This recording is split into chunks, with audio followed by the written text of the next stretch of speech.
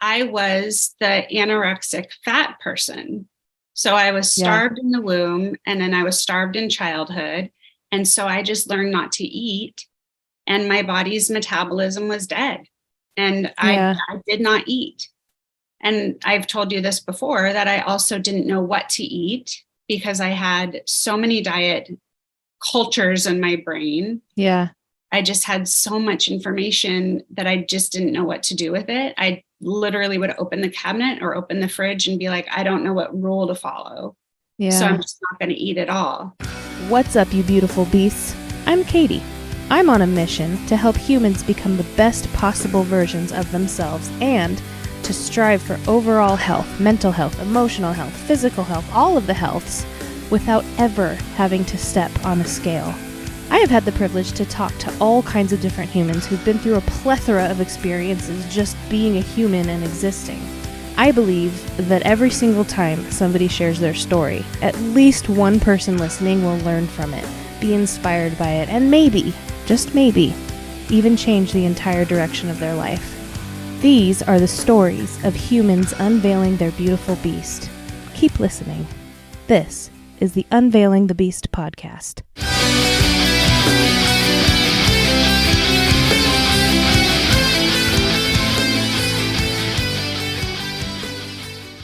What up, beasts? Welcome back to the show. Before we start, I just want to say thank you to all my regular listeners for not only sticking with me, but also for your patience these last couple months as I've been completely transforming my life. That being said, today's episode is awesome. I'm hanging out with my friend and fellow coach, Jennifer Muscatel, and she tells her story about a lifetime of dieting and how she freed herself from the dieting chains. As always, I hope something lands with you today. I hope something you hear tugs on your heartstrings and/or I hope you laugh.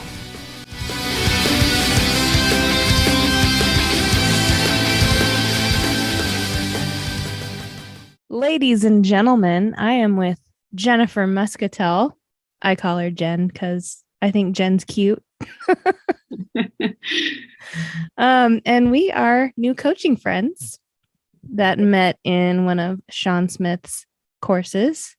And we have a lot in common as far as our message. So I asked her to be part of the show, and here she is. And I'm excited. Can you tell our listener a little bit about who you are? Sure. Where should I start? What would you like to know? Anything anything about Jen. Who are you? And if that's not like a what do you do for a living, that's like a who are you? Like here. I am in my heart. I am, you know what? I'd say like an activist in my heart. Like I really care about people. And I really want everybody to feel that they are lovable and worthwhile. And so in any way I can, that is my goal. Nice. Yeah. I love it. And you're doing a good job at it too, by the way. Thank you. I love everything that you post. Thank you. Yeah. And we also have pretty good coaching sessions too. Yeah. So, and it's funny because I feel like as I'm diving into the coaching, I just keep feeling like I'm veering from one advocacy to the next. Like I'm not sure where I'm going to land as far as who I'm going to try to protect with my coaching, but it does seem like probably women and body image, like that's going to, for sure it'll be women. But for a minute there, it was families of kids who were getting bullied. So I don't know. For most of my life, I've protected, it's been civil rights. So it's just always somebody that needs a voice, and I will serve as a voice. I love it. So, I mean, if the listener hasn't guessed yet, the thing that we have in common is getting, or I should say, unprogramming all of the diet culture bullshit that is fed to us our entire lives. Yes, for sure. to put it in simple terms, Yeah. So what's kind of your story around that? I'd love to hear. I say that I've been dieting. I've been put on diet since I was in the womb. I mean, I really my mom was taught to diet me as an embryo. She wasn't allowed to gain weight. And I'm pretty sure she lost weight when I was in the womb. She was taught not to feed the fetus, which is so the opposite of what we're taught now, So, it was like no fat and no, so when I was pregnant, I fed my babies. I wanted them to grow. And that's not what she was taught. So I was dieted then. And then as soon as I was born, I was dieted. I wasn't fed things that would make me a fat, chubby baby. I was fed things that would keep me trim and slim as a baby. So I've always had my metabolism cut off. And so I became somebody who was, so I always dieted. They always had me on a diet. And in contrast, my brother was actually chubby, but they didn't have him dieting. So I just always remember. So I was a child, I was born in the 70s, which I think is an important clarification. And then I was raised in the 80s. So we were in the Weight Watcher lines and then Diet Center, Jenny Craig. I mean, just you name it. I was always at a diet place. And it was so humiliating, being in those lines and being a little girl. And, sometimes I was lined up with friends that I knew, but, it was just horrible being in that line and knowing I had failed because I knew that, at school I had cookies or, whatever I could get my hands on. And if we had a wish, like if my brother and I found a rock with a stripe around it, or, if you got a wish, we always wished for chocolate milk or just something because we had one cabinet in the house that had sugar and it had a padlock on it. Other than that, the house had no sugar, no salt, no butter, no oil. I mean, it was just completely like boiled chicken. And I mean, it was just like a flavorless home. So that's how I was raised, just completely deprived. And if I say it out loud like that, deprived, it just makes me wonder where else that goes. Like if you live a life of deprivation, what else in your life are you deprived of? Yeah. And so like I had 2 failed marriages, and that just doesn't surprise me because I was deprived. Yeah. And then I felt so horrible about who I was because I wasn't lovable enough and I needed to be fixed all the time. Of course, I chose men who weren't worthy of me because, I was just going to choose low-hanging fruit, like men who told me that I was worthy enough. But I didn't think I was worthy because no one had told me I was worthy. So, I just chose the first people who said, "Oh yeah, you're worthy." Yeah. So, like a settling. Oh, completely. Like, you're going to give me attention? Okay, I'll take you. Thank you. Yeah. Oh, God. I just was thinking of the boy I lost my virginity to. Oh my God. It was the worst settling. Literally. Oh God, it was so horrible. It's so sad, but I'll tell you. Okay. On the air? I'll tell you on the air because it'll help somebody. Okay. It was so sad. I pick up one of my daughter's squeezy toys. It was the pizza boy at my college, like the pizza delivery boy. Is that the saddest thing? So not only was it food related, and also the first time I ever this is so sad. The first time I ever overdrew my checking account was getting pizza in college. Oh. Because I was, able to order pizzas and, rebel against my parents. And suddenly my checking account was overdrawn And my mom, she rescued me. She did. And she was really nice about it. But yeah, that was, I started dating the pizza boy because that was the only boy I thought I deserved. Hmm. And yeah, so that's who and he was just awful. He was awful. Aw. Yeah. So pizza was no, I was gonna say, like, you said you grew up like that's the only thing you knew was dieting, but Mm-hmm. back then you didn't know it was dieting. Right. You just thought that's how people ate and lived. And so this is a good example of never put your children on a diet, Mm-hmm. because I think there's a part of us that naturally want to rebel when we leave the home, you Mm-hmm. know? Yeah. And when it comes to food, if you've only ever eaten boiled chicken and steamed rice and broccoli Mm-hmm. and you have pizza for the first time, you're like, oh, fuck yeah, this is Yeah. good. And the Yeah. pizza boy. Yeah. Well, we used to break into the dining hall too in the middle of the night because we lived in the dorm that had the dining hall. So we Mm-hmm. would leave the door open a crack and we'd break into the dining hall and everyone, you could choose whatever you wanted, Katie. You could choose anything in that fucking Mm. dining hall. I chose sprinkles. Sprinkles. They're wax. Like I'd get wax buildup on my teeth. That's what I mean, of everything, I could have chosen ice cream. I mean, whatever. Like, but I chose sprinkles. It's so Mm. crazy to me. Like, that's what I wanted, but it was like birthday cake sprinkles, but that sounded good to me. That was my choice. That So sounds good, actually. now I like look at them, I'm like, ugh, um, but yeah, no, I was making a video for my channel last night and I was talking about how the other night we went to dinner and my daughter ordered pasta. I wasn't really paying attention. I don't care. She can order whatever she wants. I Mm-hmm. trust her. So she ordered pasta and she got to choose a side. And the next thing I knew, the server was like, well, if it's okay with mom. I'm like, what are you talking about?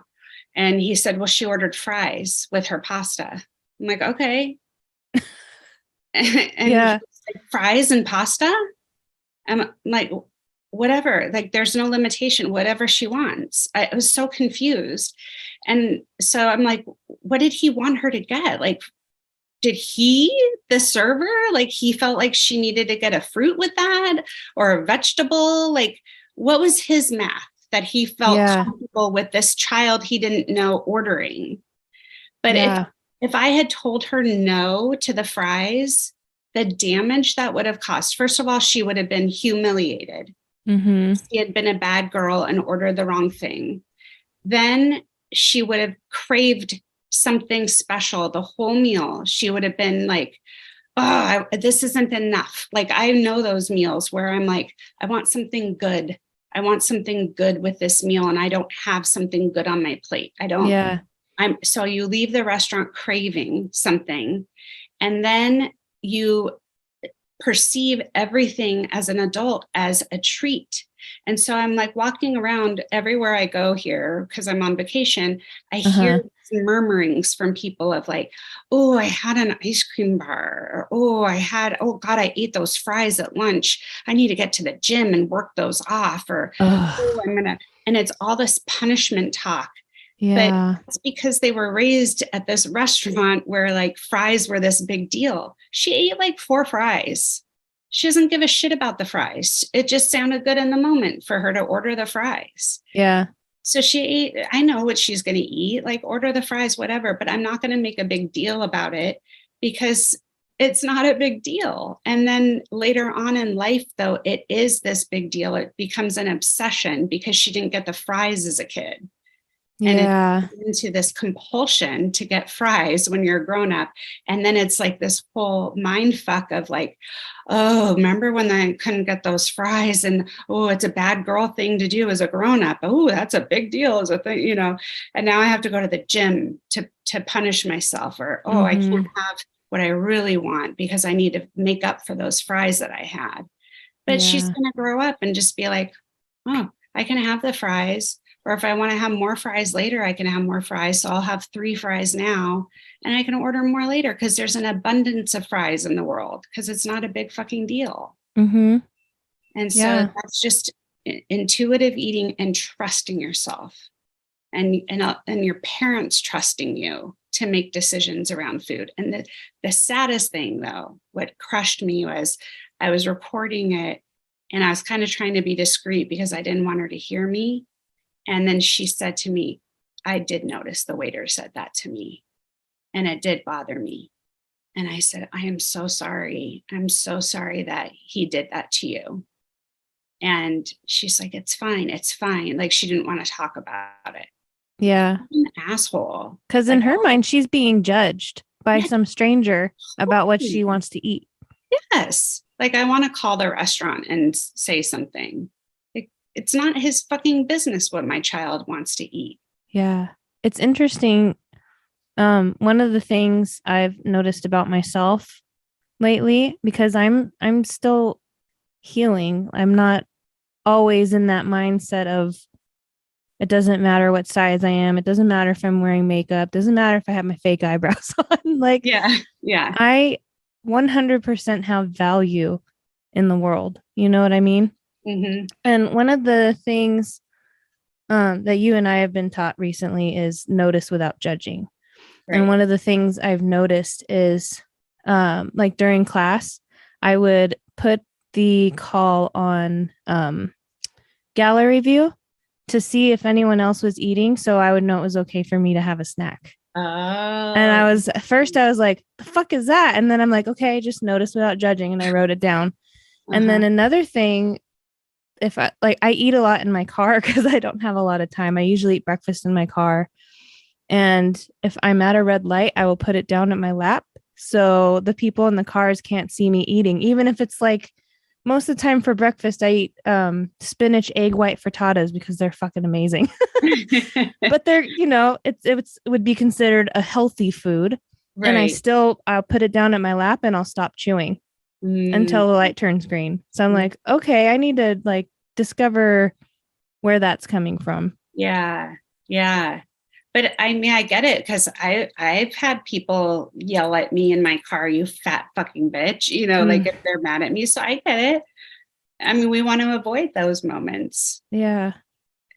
I mean, I've had those. I don't want to have that again. I don't want someone looking in my car and going, she doesn't deserve to eat.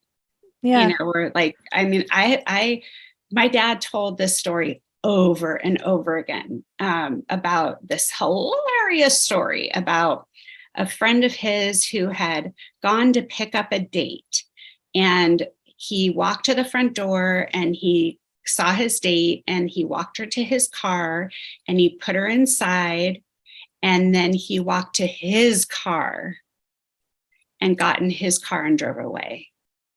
Ha ha ha ha ha. He had found another car with the door open and put this poor girl inside and then walked to his real car, and he just left her sitting in a car that wasn't his. Wow. Ha ha ha ha ha. And he told that story over and over again, and it was so funny. Well, one time at college, these boys, it was a party and somebody had set my friend and me up, and these boys came to pick us up and they asked to use the bathroom. And they never came out. And it was like, what's going on? What's going on? And finally, somebody went into the bathroom and they had climbed out a window. And so my dad kept telling the story. And I finally said, Dad, that happened to me. Can you please stop telling that story? It's not funny. And he was totally shocked. And I mean, he's been probably the worst abuser as far as my body goes. Like said to me things like, you are so fat and disgusting, you don't deserve to be alive. But he heard me when I said that, and he stopped saying it. Because when he says those things to me, he's in a rage, which is not an excuse. I'm not excusing it. Right. But he doesn't mean it. But when he heard that someone had done that same thing to his daughter, he heard it. So we don't want those things to happen again. I don't want someone looking at me in my car and, so I know what I was going to say is, he also told the story about when we were kids and he took us for ice cream, and there was this huge fat woman getting ice cream, and the kids were so funny because we said, why is she getting ice cream? She doesn't need ice cream. So that's what makes me think of you sitting in your car. Like, none of us want to be that person. I mean, how horrible. This woman's out getting ice cream. Bless her heart. Yeah. And these fucking little fuckers laughed at her and asked why she was getting ice cream. That's also under the assumption that fat people eat a lot. Yes, 100%. Which, like me personally, I know exactly why I'm holding on to all this extra weight. A, I don't get enough fucking sleep. Yes. That will mess everything up in your body. Mm-hmm. B, I stuff all my emotions. Mm-hmm. Which I'm working on, ladies and gentlemen. I'm working on that right now. I stuff all of my emotions. And so just the blend of not getting enough sleep and stuffing all your emotions, of course, my body's going to hang on to it. It's a protection thing. That, and back to me not eating my entire life. Mm-hmm. I was the anorexic fat person.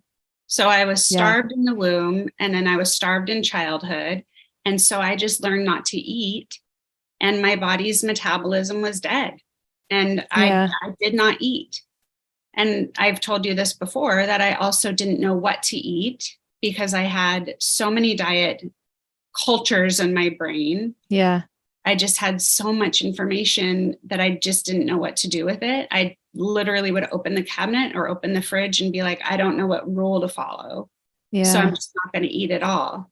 So that theory of people eating too much, it's bullshit, because I wouldn't eat and I was fat.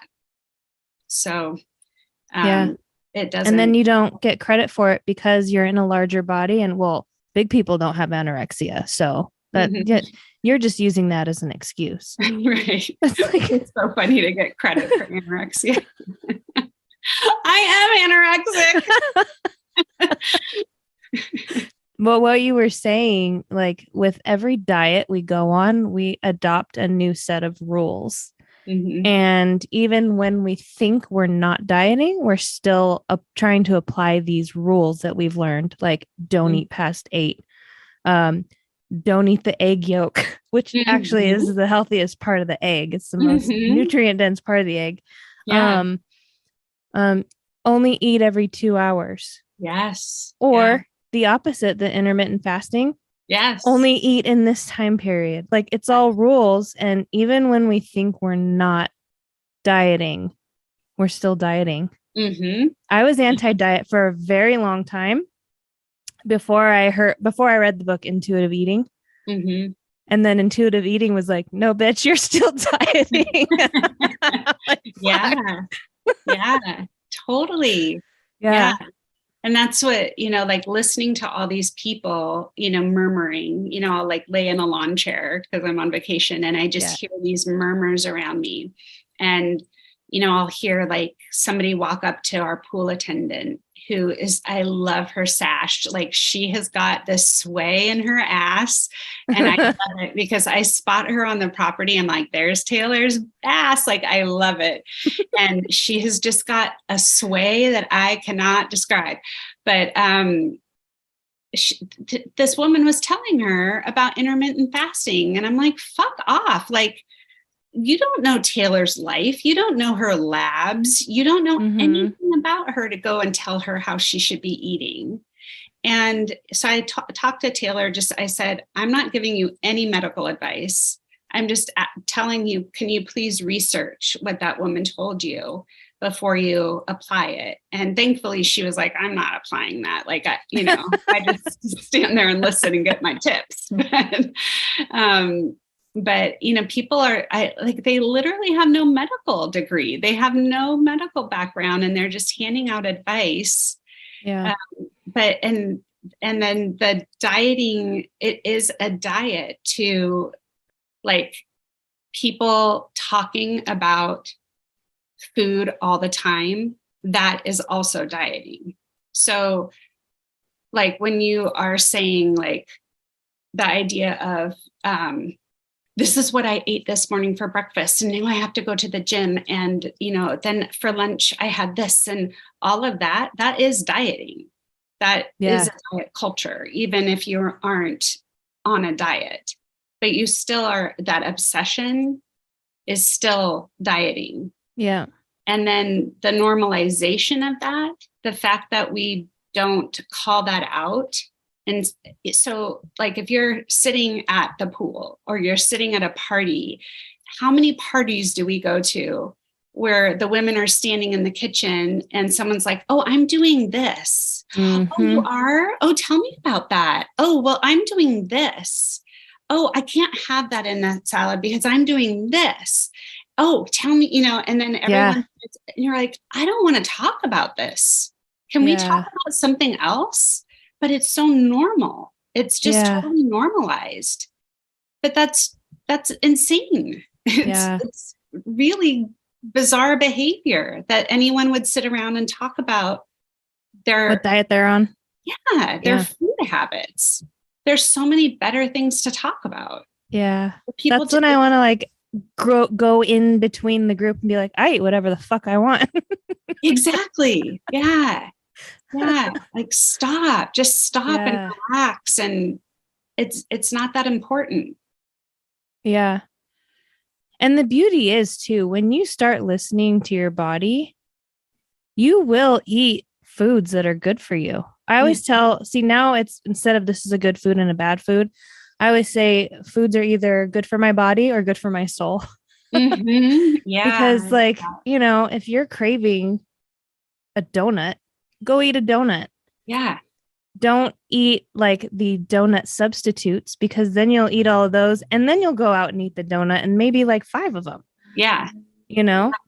So like it's either good for your body or good for your soul. Yeah. And once you get the donuts out of your system, you're done. Yeah. You're over it.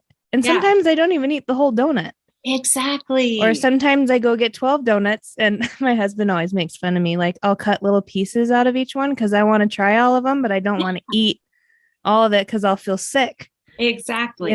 Yeah. Eat as much as you want, but just pay attention to how you're feeling.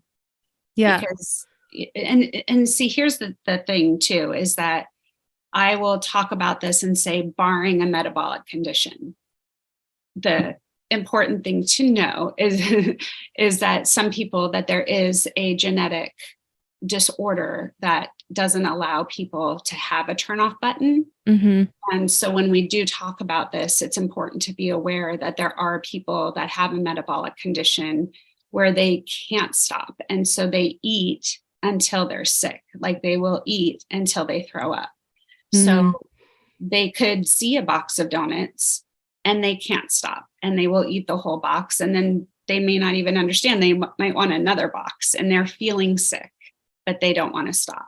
Mm-hmm. So when we have a discussion like this, it's important to be sensitive. Yeah.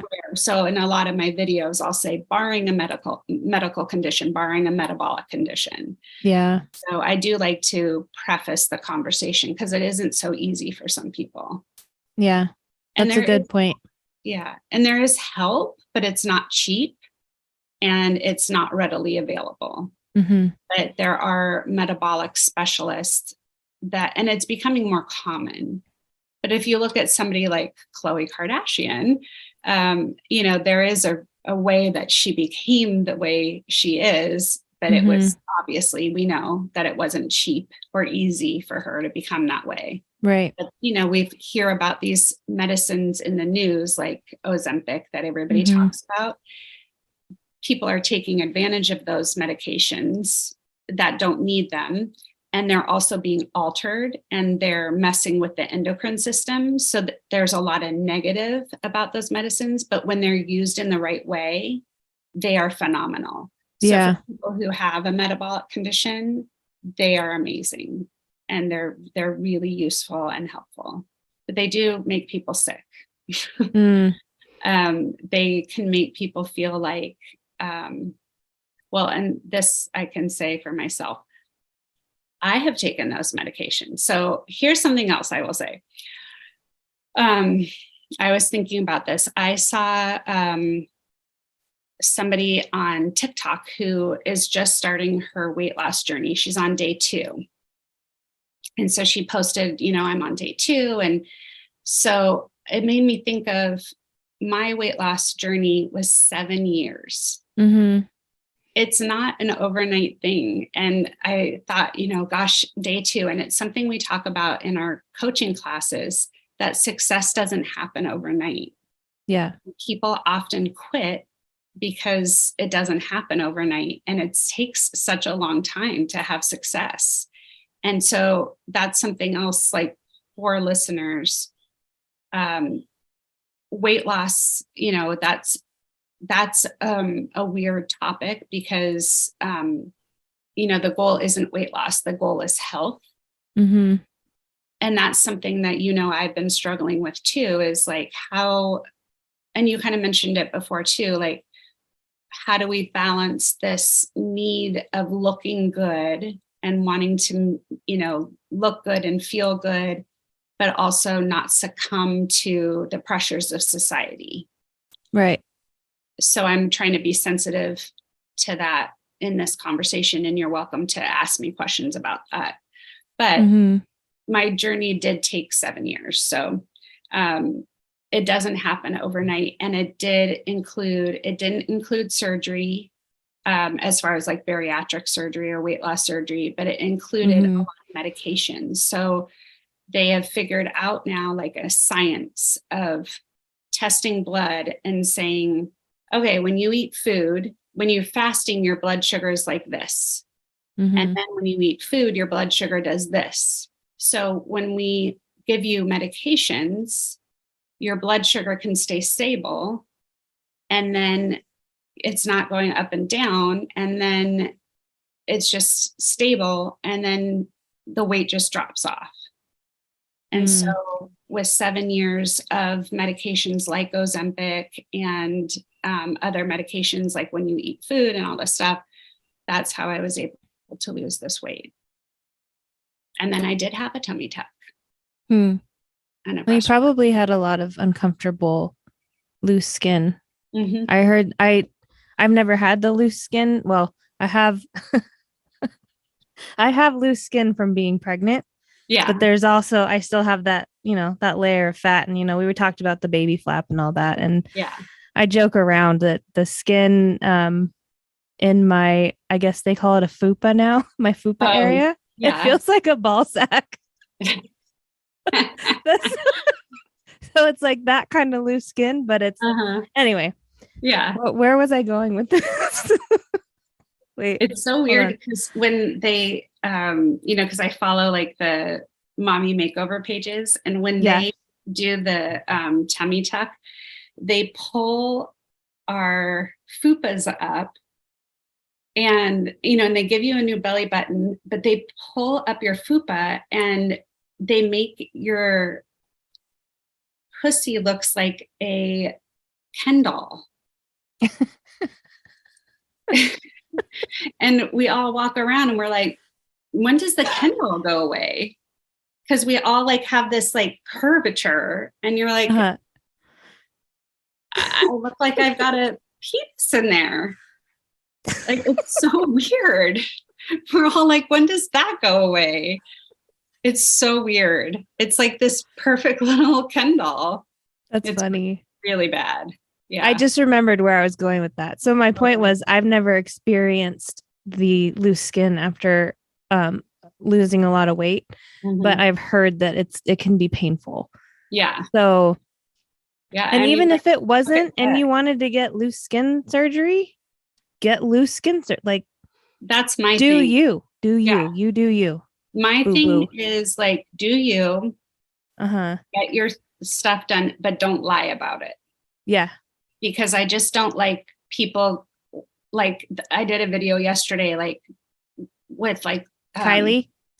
I saw that one. Oh, it was so good. Yeah. Ladies and gentlemen, go watch that video. It's unbelievable how different she looks. Yeah. Well, she had that special lip gloss. Yes. Right. she was such a cute little girl. And like, she looks so different. Yeah. And so many celebrities look so different, and they just walk around acting like this is just how they were born. And there's all these little girls and women who are trying to achieve that standard. Yeah. And it's impossible. I mean, it's literally impossible. So don't lie about it.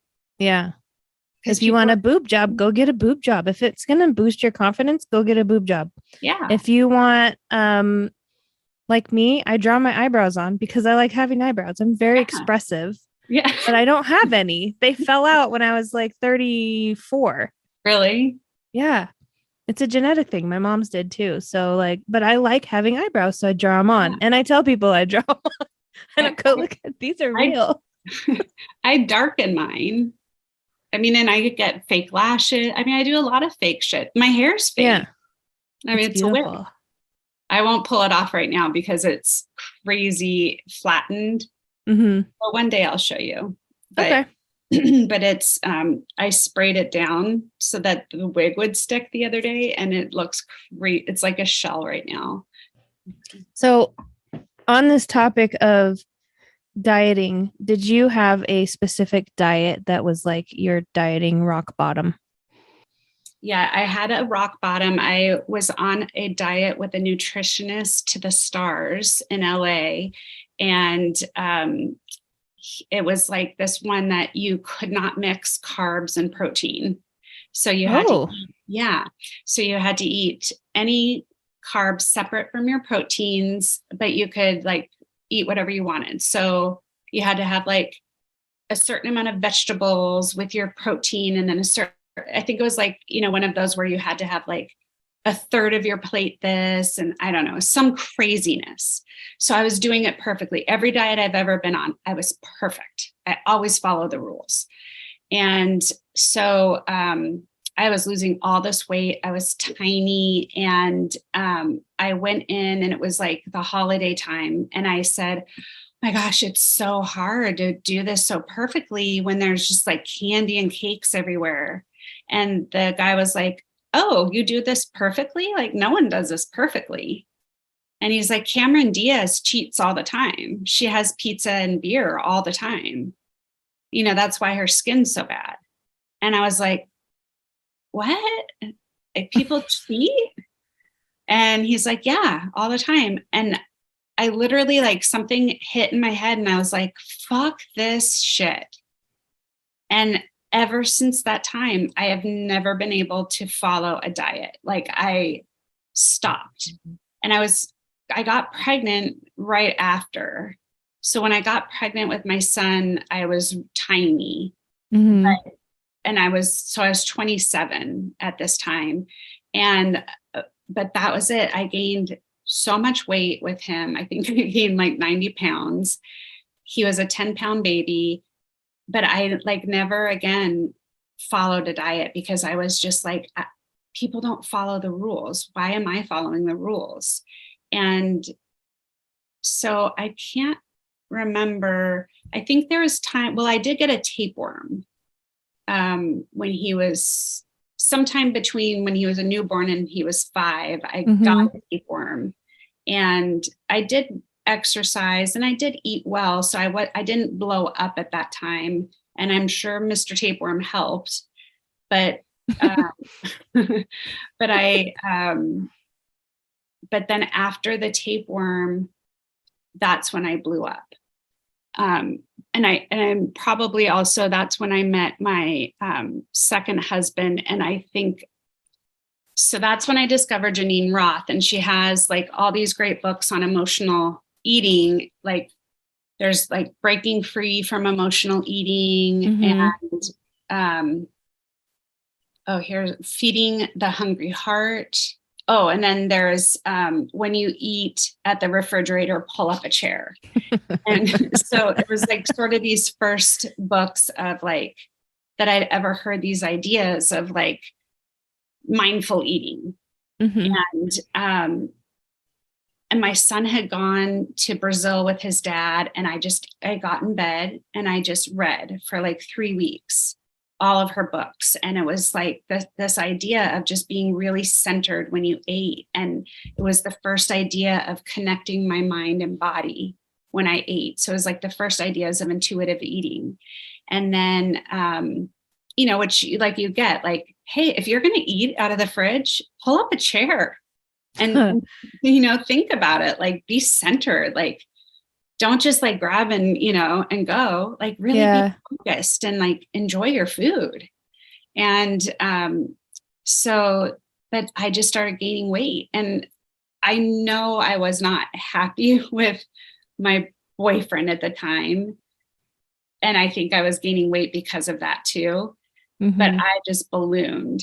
And by the time I got to my wedding, I was unrecognizable. I had black hair, like short black hair, and like crazy unrecognizable. And I bought this dress off Amazon that's just, it wasn't me. I mean, I didn't walk down an aisle. Like it was just, clearly I was not into this thing. I mean, there were so many bad signs. Like I viewed that guy was so bad. But in any case, I just allowed myself to eat for the first time and was just like, just eat what you want. And I think that is part of intuitive eating at first, because you are going to get the donuts at first, and you don't really know how to handle it. And so there might be a little bit of weight gain because you are adjusting to this idea for the first time. And, it'd be like a kid in the candy store, right? Or, hey, go to the toy store and choose whatever you want. Well, kid doesn't know how to handle that. So if somebody's telling you for the first time in your life to go and choose anything you want off a menu, the first thing you do, you don't know what to do. Yeah. And then when you kind of get the idea of it, you're like, okay, I'm going to get all the desserts. So, so I did, I gained a lot of weight, but I was happy and I was free. And that was so much more important. And, I was discovering all of these women on Instagram who were gorgeous women. And I was learning to appreciate their bodies that were large. And I didn't know how to do that before. I didn't know how to look at large bodies and see beauty. Yeah. But I was learning that. And I was, admiring their style and learning about fashion and seeing their worth and like how brilliant they were, how athletic they were, and how talented they were, and seeing them in swimsuits and going, oh, I could do that. I can wear those swimsuits, to the point like now I don't even notice it. Like in my head, there's no difference between, there was actually an ad or something the other day with like a large body and a very, very sickly anorexic body.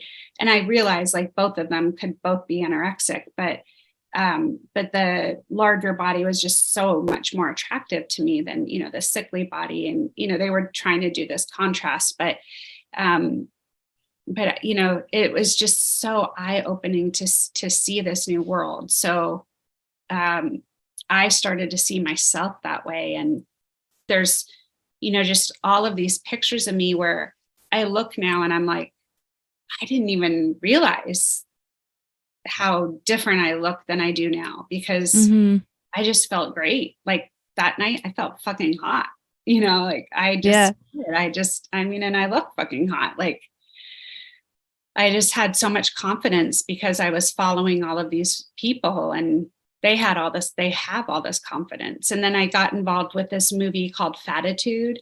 And it's about how the media portrays fat people, and, how like all the evil characters are always fat and all the obnoxious characters are always fat. And so I got involved with those women and I was their intern, but, it was just great to be involved with them. That's cool. Yeah. That's really cool. Yeah, to be involved with that world. And so, so everything just started changing in my mindset, and I became a spokesperson for body positivity. And so that just felt really good. And I was helping other people feel good about it. So, so that was, in like the 2008s, 2010s. And then I got very sick and almost died. And it had nothing to do with weight, but people always think it does. Yeah. But it all led to this metabolic doctor. So I got sick, and then, and it was a liver illness. And when they found it, it was autoimmune hepatitis. And so that didn't have anything to do with weight. But then when they found it, they found that I had a fatty liver. And so, no one was like, oh God, you got to change this lifestyle because of a fatty liver.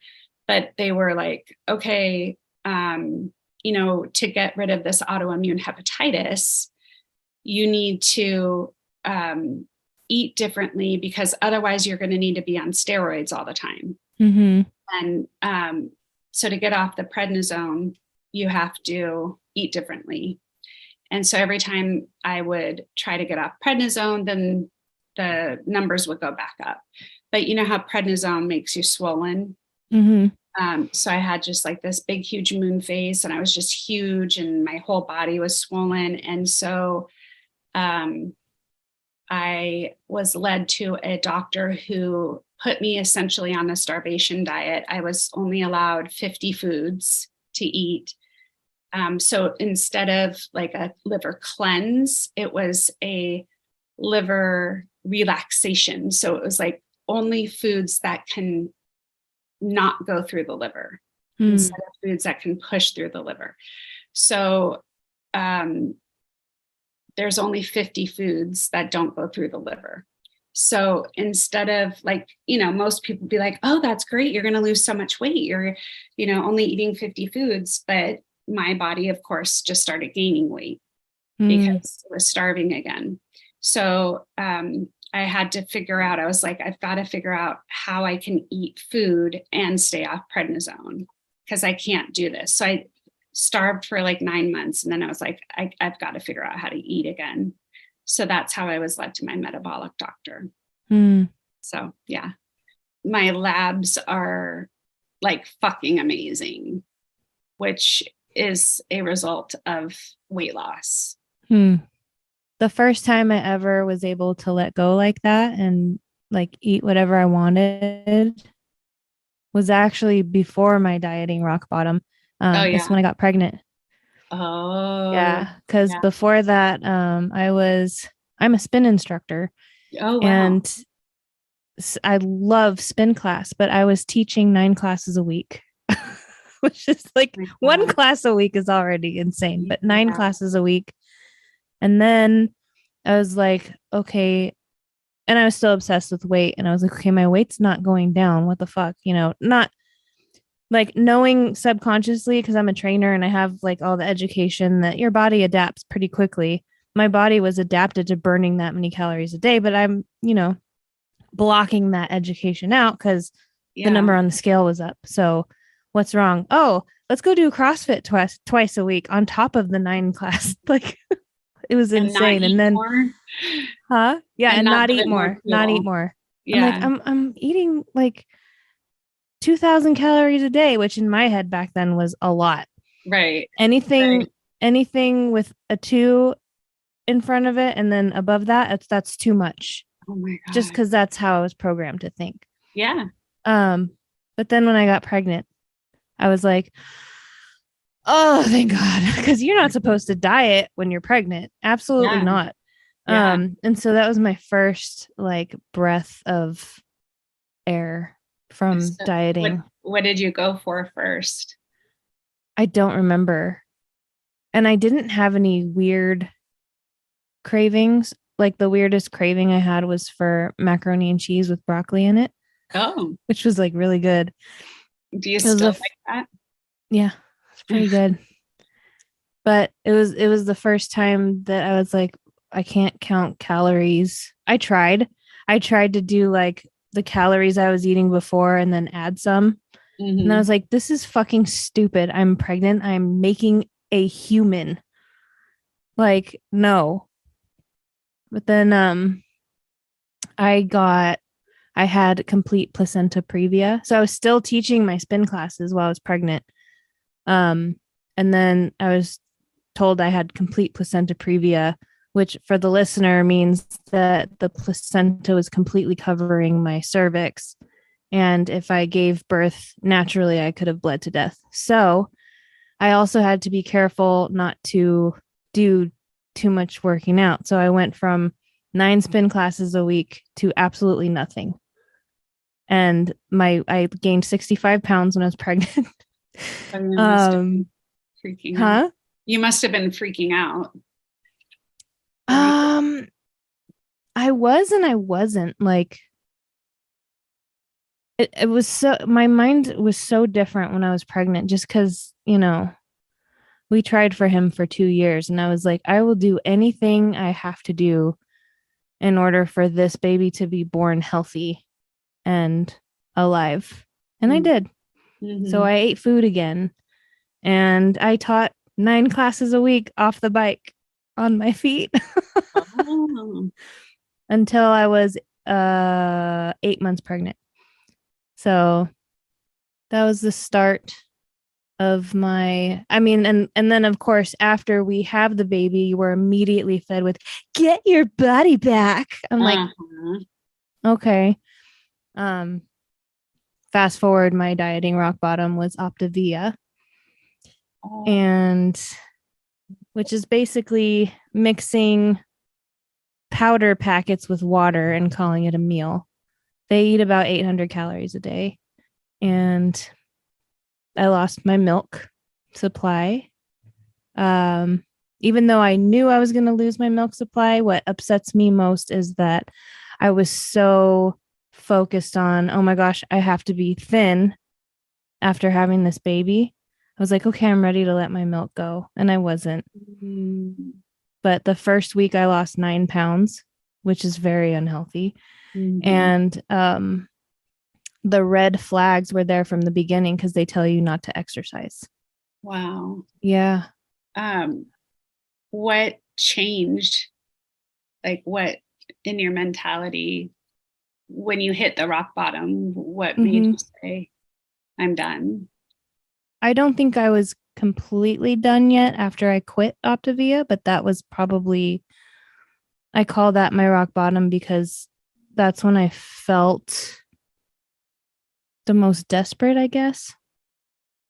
And I'm like, there's got to be something wrong with this, especially when they're, now I know I've been in the intuitive eating world and in the diet world, and both worlds tell you to move your body. So if a program is telling you not to move your body because it'll affect your weight loss, and then ignoring that, knowing it's a red flag. But that's when I felt the most desperate because I had never been that high of a weight before. The night before I gave birth, I was 280, which now, like, I don't even look at numbers anymore. But where was I going with this? Oh, it was shortly after that when a good friend of mine was like, have you ever heard of intuitive eating?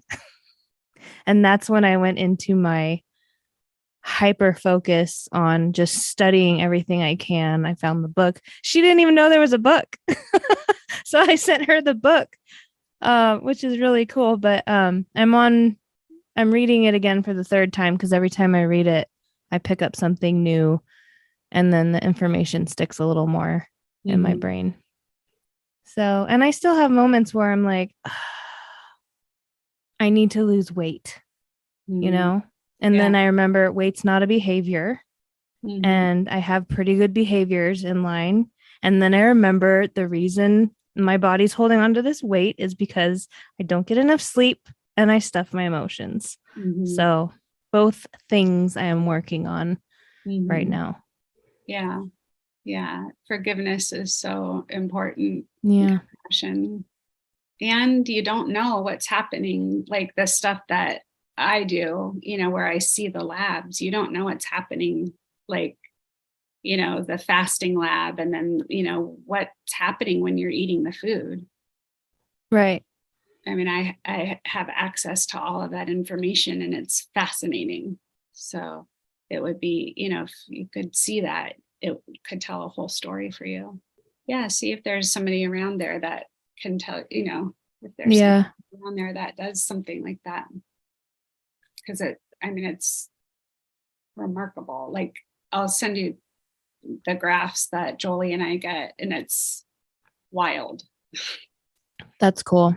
Yeah. Part of me says though, like to be upfront, my brain is saying, I know that none of that will matter until I'm getting enough sleep. Because, ladies and gentlemen, sleep is more important than diet, is more important than exercise, is more important than stress management, is more important than any of that. You need to sleep. Yeah. And I know right now that is my number one thing that affects my health, is that I don't get enough sleep. Mm-hmm. Yeah. So, but I'm not contradicting that at all. But the nice thing with the blood sugar is that it reminds me that it's not our fault. So it's very much like brain chemistry. So like, it's not somebody's fault if they're depressed. It's not somebody's fault if they're anxious. And it's not our fault. It's not that we're not doing this enough or we're not doing that enough. It's just blood chemistry. And we can't help it. It's just genetic.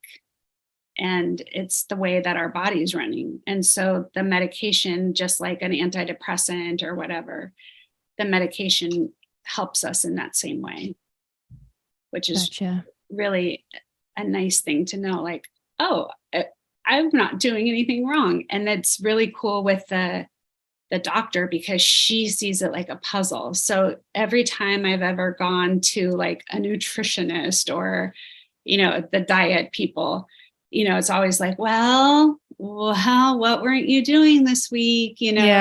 Or did you have a little treat? And you're like, no, I didn't. I was doing this perfectly. But when you go into her, if you did gain weight, she's like, oh, let's see what happened. It's like cool. A puzzle for her. I like that. Oh my gosh. Okay, let's look and see. And she gets out her charts and she's like, I see it right here. Okay, what happened is your, cortisol level did this. And then in conjunction with that, your brain did this. And like, it's just mapped out. She's like, your hormones jumped here. And, and she just explains it all. And it's like literally in your chemistry. And that's really cool. Yeah. And she can just see it. And she's like, okay, so what we have to do is just address this with a little bump of the medicine here. So then that balances this out. And then if we, drop this medicine here or back off on this and, and it's just like a little puzzle for her. And then, it's like a little frustrating, like, I have friends that, everybody I know goes, but it'll be like a little frustrating for somebody because it's just stubborn, something's stubborn and it's just not working, or maybe they can't take that medicine because it doesn't agree with them. And so it can get a little frustrating if something's not working and she can't fix the puzzle. And so she has to think outside the box, but there's just always some sort of solution. Yeah. I like that. Yeah. I'm going to ask you to send any kind of info you can. Yeah. So that when I post this episode, I can put information in the show notes. Yes, for sure. Yeah. She has a book called Metabolic Storm. Ooh. And her name is Emily Cooper. Okay. And she's trying to get more, she's so humble and, but she's trying to get more information out and like maybe start some sort of channel or something so that she can get more information out to people. Cool. Yeah. So can you tell the listeners where they can find you on social media? And then I'll also post links down below, whatever that means. Yes. Everything for me is under Jennifer M, EMM, like my initial M, but just spelled out EMM. Love it. It's on TikTok or Instagram or Facebook for, okay. Yeah. It's either the Jennifer M or Jennifer M. And Cool.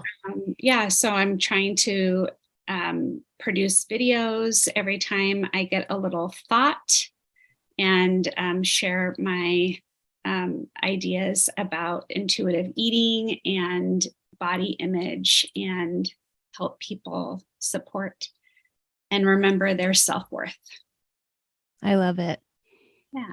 I appreciate you so much for being here and sharing your wisdom and your stories. I do have one more question for you. Okay. Which I ask everyone at the end of every episode. And that is, if you had one piece of advice that you could give to the world, what would it be? Trust yourself.